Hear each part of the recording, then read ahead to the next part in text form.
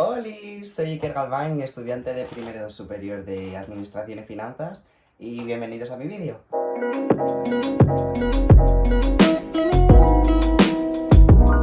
Bueno, en mi caso os traigo un libro que, a pesar de que es bastante sencillo de leer para aquellos a los que no les guste la lectura, da bastantes consejos a la hora de emprender, montar una empresa y demás.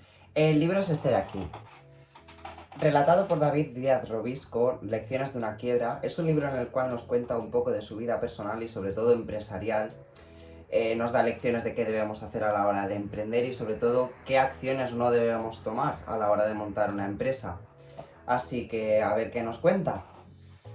Bueno, David era un chico que, a pesar de que en sus primeros años de estudio no fue el que mejores calificaciones sacaba, una vez integrado en la universidad, su inteligencia explotó, por así decirlo, y llegó a ser de las personas que mejores notas tenían, siendo la gran mayoría de estas sobresalientes. Bueno, una vez finalizados sus estudios, antes de acabar de completarlos por todo, hizo las prácticas en una empresa llamada Arthur Andersen, en el cual le fue bastante bien y además pues cogió bastante relación con el gerente. Lo cierto es que David pensó que sí que se iba a quedar en la empresa tras finalizar las prácticas, pero resultó que el gerente con el que tanta relación había cogido se fue de la empresa, por lo tanto no acabó quedándose. No obstante, sí que es cierto que este gerente le ofreció a David irse con él a la compañía en la que iba a trabajar, pero a David le surgió tener que marcharse a la academia militar y no pudo ser posible. Tras finalizar la mili, así llamada, le ofrecieron trabajar de otra empresa. Una empresa llamada Procter & Gamble, pero lo cierto es que al final no se quedó ahí, lo cual también fue de bastante desagrado porque David también se formó en esta empresa. Lo cierto es que, llegados a este punto, él se dio cuenta que tras pasar la mili había obtenido unas notas académicas espectaculares, que tenía un currículum fascinante y que aún así no le querían en ningún lugar, lo cual significaba que tener tantos estudios para ser tan poco funcional no servía de absolutamente nada.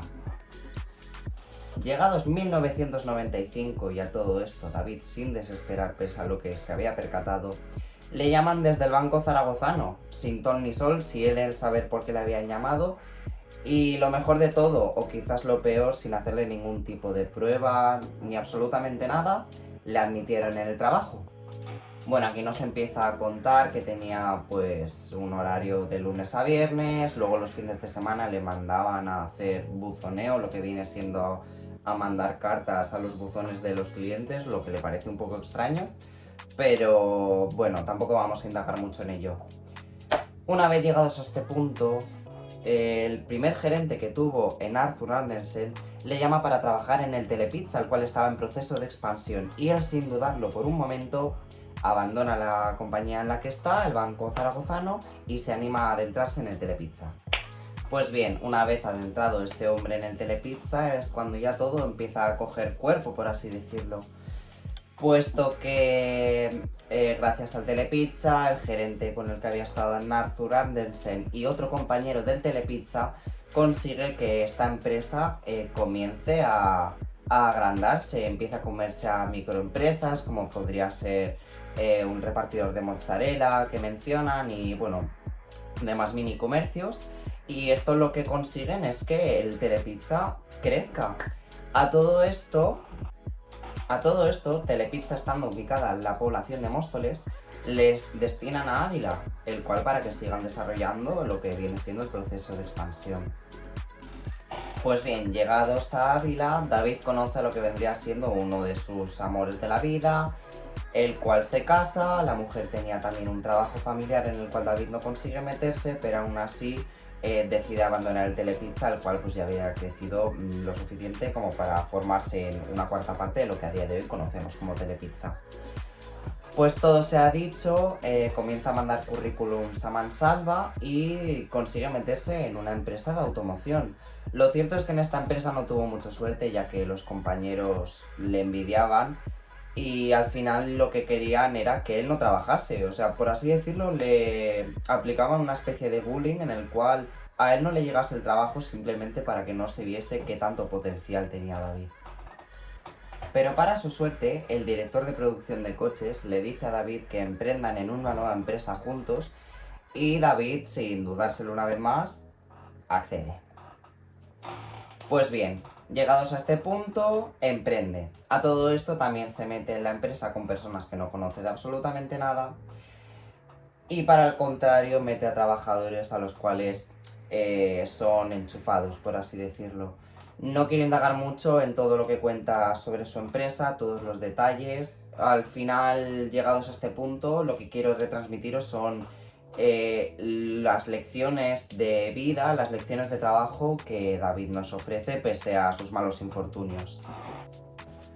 Pues bien, lo que a partir de ahora nos explica básicamente viene siendo temas de economía y sobre todo de salud mental, que aunque no lo parezca debemos de tenerla en nuestro día a día, pero sobre todo para mantener una empresa que viene siendo nuestra. Al final este chico a la hora de emprender lo hizo con el objetivo de después revender la empresa, es decir, hacer una empresa pequeñita, hacerla crecer y sacar beneficio de ella vendiéndola. Otro de los malos tragos que nos cuenta es que la formó con personas que no conocía de absolutamente nada, y sí que es cierto que a pesar de que todos tenían un objetivo en común, que era hacer crecer la empresa, no todos tenían las mismas ideales, las mismas ideologías, como le pasó a David, que solamente quería venderla. No todos coincidían. Y asimismo, al crearla con personas que no conocen, la forman de trabajadores que son enchufados, y eso tampoco está bien. No por nada, sino simplemente porque contrataron personas que no rendían, y eso puede pasarle a cualquier trabajador y puede pasarle a cualquier empresario sobre todo. Pues bien, nos cuenta que llega un momento en el que ellos intentan hacer crecer la empresa sin haber salido de deudas. Sus ventas tampoco crecían, lo único que hacía era crecer el patrimonio, crecer las deudas, crecer las compras, crecer el local, crecía todo sin crecer los beneficios. Eso es una de las cosas que, aunque a simple vista se vean lógicas, nos dice que debemos tener cuidado. A todo esto, ¿por qué nos cuenta algo que se ve tan evidente? De ahí que haya mencionado antes la salud mental. Sobre todo David estaba tan metido en el tema de las reuniones, en el tema de hacer crecer la empresa, en el tema de toda la empresa en sí, que no tenía tiempo para su propia vida personal, para su ocio, para su paz y su descanso. Él mismo nos dice que si nosotros no disfrutamos de esta salud mental, no vamos a rendir, no vamos a generar ventas buenas, no vamos a tener nuevas ideas con las que poder reproducirnos, no vamos a poder tener absolutamente nada. Y pues bien, fue así como David logró llevar a su empresa a la propia quiebra. Lo cual él reitera, debes ser firme con los precios que tú mantienes, debes ser firme con tus proveedores, debes ser firme con tus clientes, no debes permitir que ninguno de ellos te chantajee. Sobre todo con tus trabajadores, no deben de ser tus amigos en el ámbito laboral, deben ser trabajadores firmes y que produzcan, sobre todo, que sean eficientes en el trabajo. Debes pagarles bien para que sigan consecuentes con su trabajo firme, pero simplemente en el ámbito laboral deben seguir siendo trabajadores por mucha amistad que tengas con ellos. Debes seguir creciendo conforme a tus ventas crezcan, porque otro de los errores que David cometió fue lo que ya he mencionado, hacer que creciese todo su patrimonio, cambiarse a naves más grandes, adquirir muchos productos para supuestos clientes que le iban a comprar grandes cantidades y que luego estos se echasen atrás y a ti te dejasen vendido, hablando claro. Debes ir creciendo conforme tus ventas crecen, conforme tu propia empresa crece, y no debes tener una rapidez la cual esa entidad no lleva. Y pues bueno, pues conclusión a todo esto, David. Prácticamente, sé original, nunca dejes de pensar en qué puedes innovar, en qué puedes crear nuevo, en qué necesidades puedes satisfacer. No te creas el único que puede satisfacer la necesidad de un cliente, porque si tú no lo haces, otra empresa lo hará. Si evidentemente te suben los precios de coste, suben los precios de ventas, otra de las cosas que David no hizo.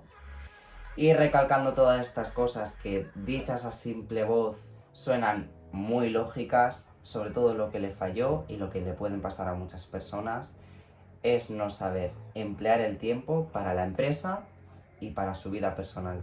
para poder separarlos y para poder invertir en absolutamente todo. Porque al final lo que le pasó a este chico fue que, a pesar de llegar 12 millones de euros, que fue una de las grandes cantidades que él mismo facturó, fuese a pique y que todos esos beneficios fuesen para cubrir bienes y fuesen para cubrir todas las deudas.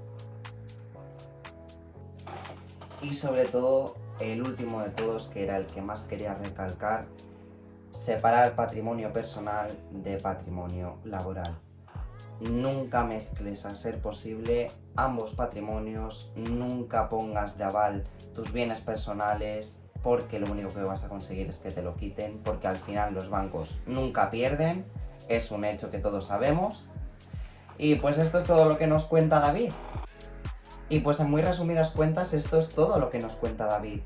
Reitero que es un libro bastante sencillo de leer, si no os gusta, y aunque entendáis poco de economía, realmente lo recomiendo. A mí se me ha hecho bastante ameno leerlo y además de que ha sido bastante entretenido, a pesar de que en bastantes ocasiones nombra el nombre de Telepizza, que al final es a lo que hace mucha referencia de tan bien que lo hizo el Telepizza y él habiendo trabajado ahí como economista que es, como fracasó.